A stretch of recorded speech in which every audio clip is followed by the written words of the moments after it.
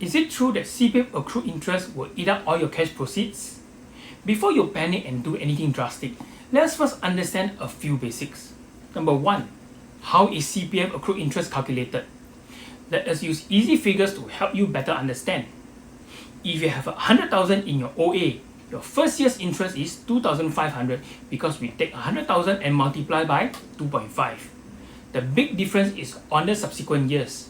Your second year, you do not take the 100,000 to multiply by 2.5 anymore. You use 102,500 to multiply with 2.5%. So your second year's interest is now $2,562.50, not the 2,500 anymore. This is basically compounding interest working in our favor to help us build our retirement funds.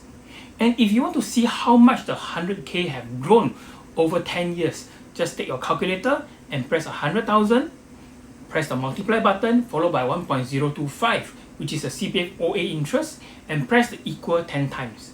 That figure you see will be your estimated principal and accrued interest in 10 years. Use a bigger number and you will definitely see the impact. Number 2, we know that CPF used for housing will attract accrued interest over the years till we sell the property, and it all goes back to your OA. The question here is that, can the property you buy keep increasing at the pace equivalent to the CPF accrued interest? If yes, your CPF is used correctly.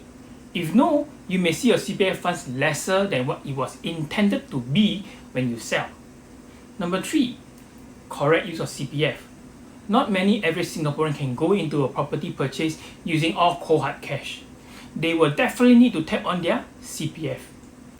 Let me share an example of a case study on one of my sellers that luckily avoided negative sale because he bought and fully paid the HDB with CPF. Back in 2010, he bought a 4-room flat in Sengkang for 400,000. In 2018, he wanted to sell it for 480, which was the market value back then. Logically, most would think because of the difference in value, there will be some cash proceeds or profits. However, if you take 400,000 and multiply by 1.025 and press the equal sign 8 times, you get 488,000. In his case, he needed to refund 482,000 to CPF after selling the house.